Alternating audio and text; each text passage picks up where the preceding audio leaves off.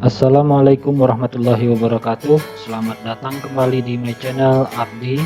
Sebelum kita lanjutkan, jangan lupa di like, komen, share, dan subscribe channel ini, karena subscribe itu gratis.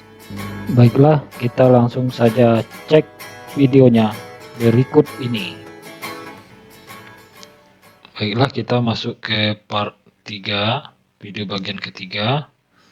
Yang bagian pertama dan bagian kedua udah kita bahas sebelumnya, tentang prediksi soal tes SKB Penyuluh Pertanian CPNS 2019-2020.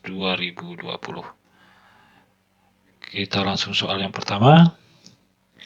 Pengembangan penyuluhan pertanian meliputi kecuali, ya, berarti yang bukan merupakan pengembangan penyuluhan pertanian.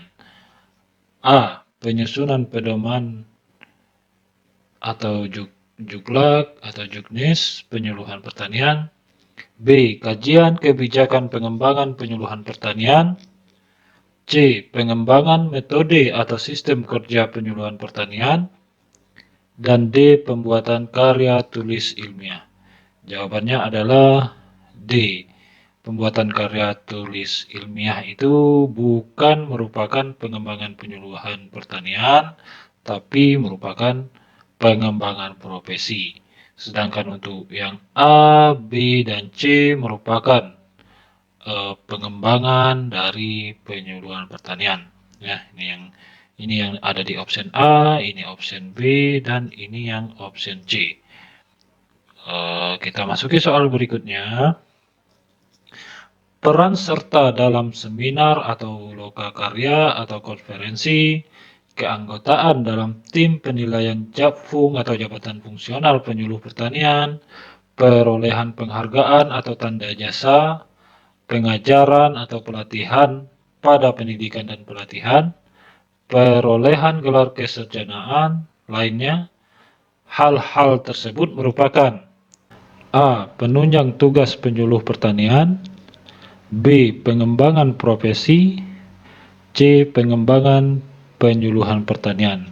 Nah, itu hal-hal tersebut merupakan penunjang tugas penyuluh pertanian.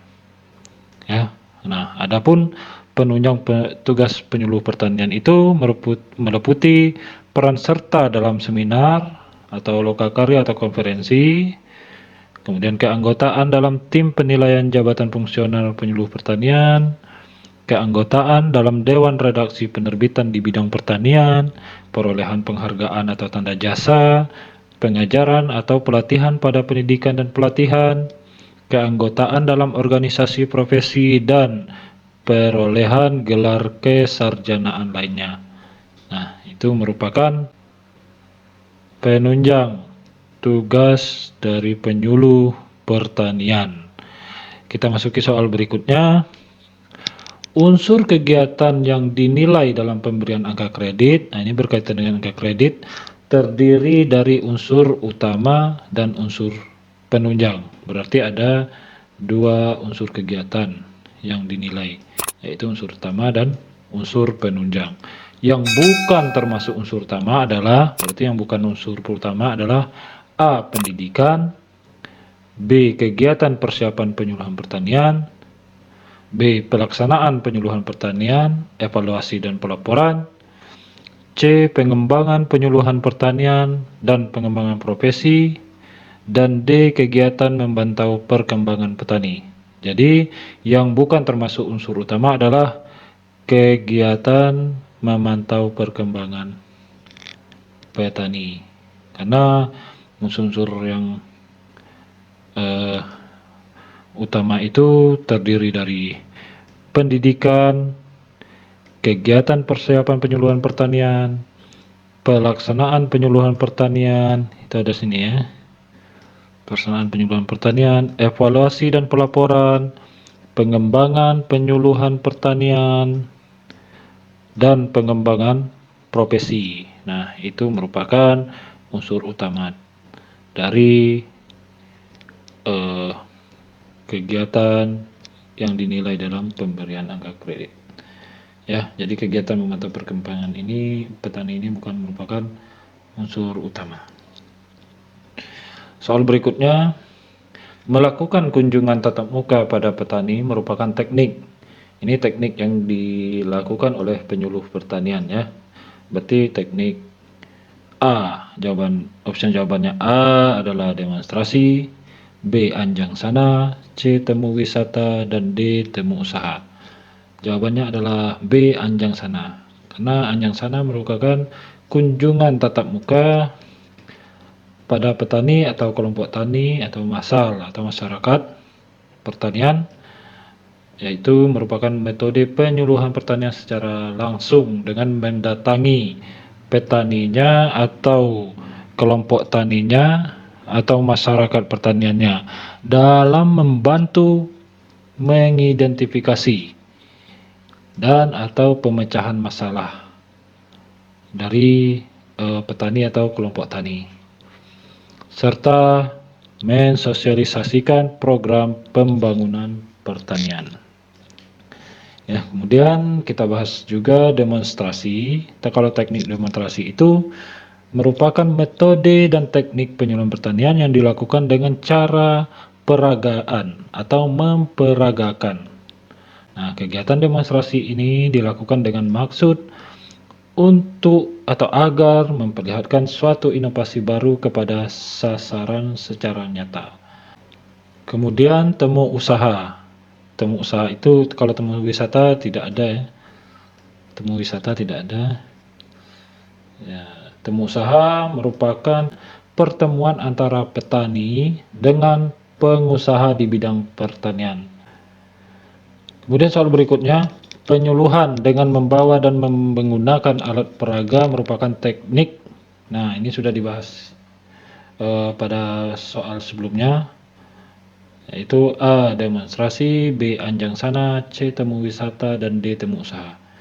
Jawabannya adalah demonstrasi ya. Ini sudah dibahas tadi.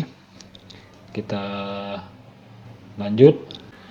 Hal yang harus diperhatikan adalah derajat kondisi yang akan dicapai merupakan pengertian dari, berarti ini tentang derajat kondisi yang akan dicapai. Ya, jawaban option yang A degree, B behavior, C audience, dan D condition. Jawabannya adalah degree.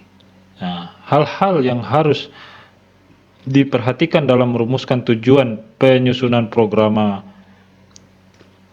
penyuluh pertanian adalah dengan istilah ABCD, yang mana A merupakan audiens atau khalayak sasaran, B behavior merupakan perubahan perilaku yang dikehendaki, C condition yaitu kondisi yang akan dicapai, dan D degree merupakan derajat kondisi yang akan dicapai. Ya, ini derajat kondisi yang akan dicapai. Berarti jawabannya adalah A. Soal berikutnya, behavior theory merupakan sebuah teori yang dicetuskan oleh Geek dan Berliner.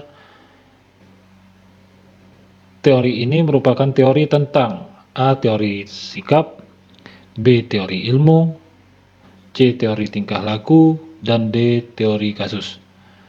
Nah, ini sudah dibahas tadi ya, sedikit tentang behavior ya, yang ABC tadi ya, di soal sebelumnya, yaitu merupakan teori tentang teori tingkah laku, di mana behavior theory merupakan sebuah teori tentang perubahan tingkah laku sebagai hasil dari pengalaman. Soal berikutnya, pesan dari penyuluh yang disampaikan kepada petani merupakan, jadi pesan dari penyuluh yang disampaikan kepada petani itu merupakan apa? A. pesan, B. materi, C. informasi, dan D. media. Jadi pesan dari penyuluh yang disampaikan kepada petani itu merupakan sebuah informasi. Itu. Nah, demikian demikianlah pembahasan kali ini. Terima kasih telah menonton dan telah kita bersama-sama kita membahas beberapa soal tadi. Semoga bermanfaat bagi kita semua.